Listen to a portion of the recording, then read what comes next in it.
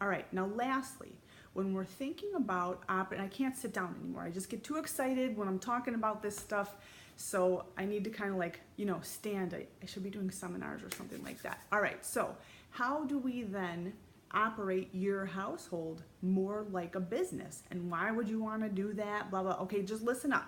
Okay, now I'm bringing up the pain points of things that I know are in your household or your in-laws household or your neighbor's household or whomever.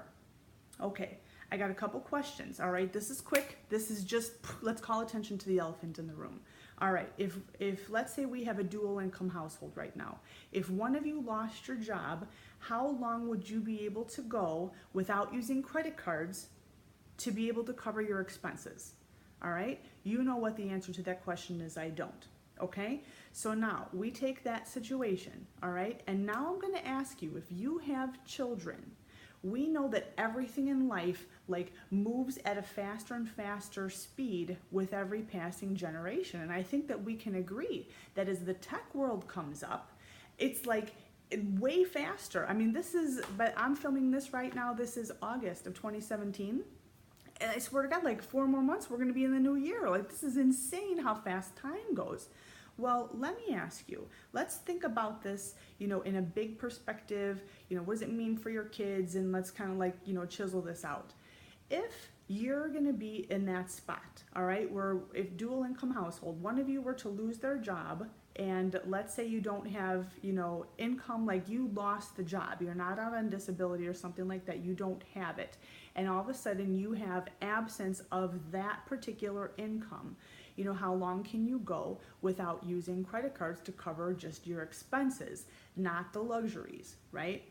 Now, when your kids get out into the world, how long are they being trained to actually survive that period and or longer? So what I'm saying is, when they get out into the real world, after they graduate high school, they graduate college.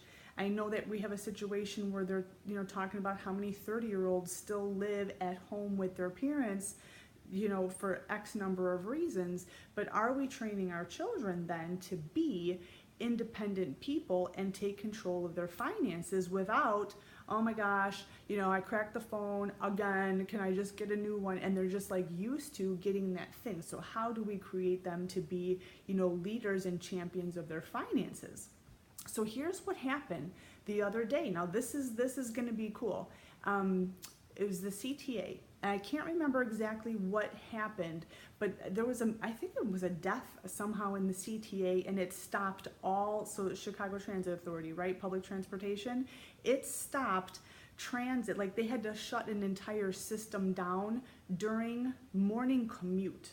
And so it's like peak commute time. So now if your kid is living in the city, right, and they're, as like a lot of us do, like we love living in the city, you don't need a car, so you don't have a car note, you don't have car insurance, you don't have gas, you don't have to pay for parking, and so you're relying on public transportation to get you to work or get you wherever. And all of a sudden that transportation now is actually shut down because there's a crime scene there or whatever the case. You still need to get to work.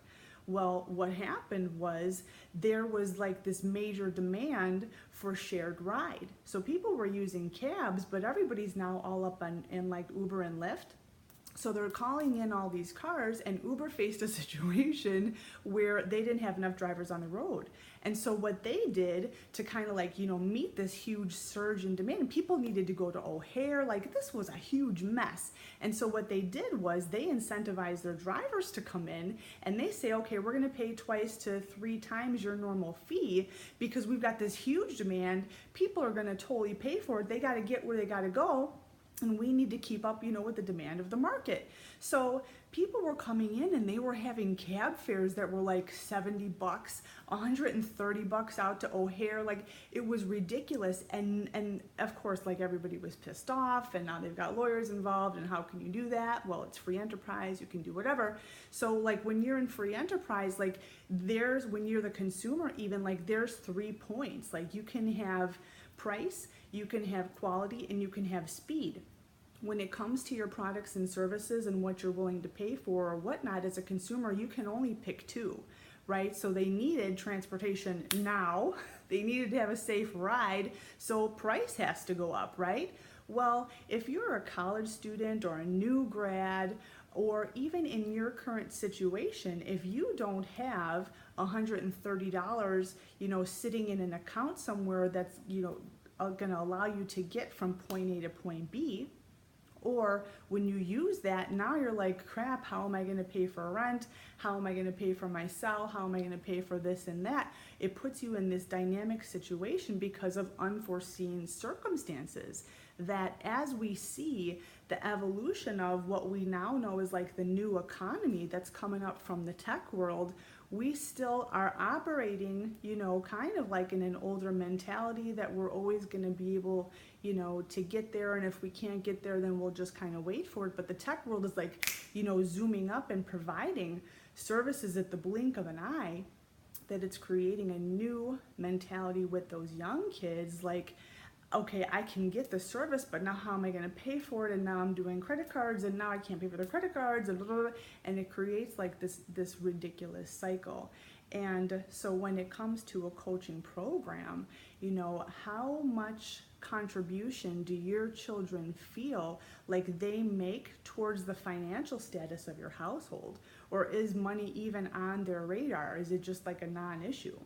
If I need a new cell phone, they're gonna get it for me. If I need a new pair of shoes, they're gonna get it for me. If I want pizza, I'm gonna push this button, it's gonna be delivered to me, and mom and dad are picking up my bill. Or they're giving me, so much, an expense account because I'm away at school. Well, when you're in a coaching program, when you start to be able to not only have very, very empowering communication between, a married couple, or however your household is structured, to steer that vehicle forward, then how do you bring in the children so that then they start to become more contributors towards the household?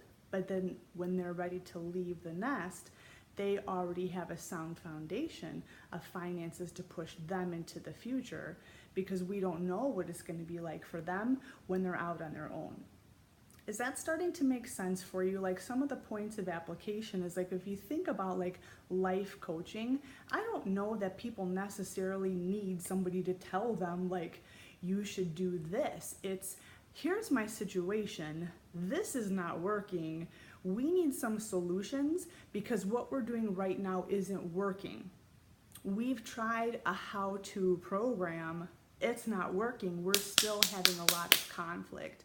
And that's where a coach who understands communication, who understands anatomy and physiology down to the atomic level, who understands the hormones, who understands how what you eat also impacts that, who understands how if you have both people who are working full-time jobs plus they have children and they're maxed out for time, like, you have to, if you're wanting to move forward, you have to do something different.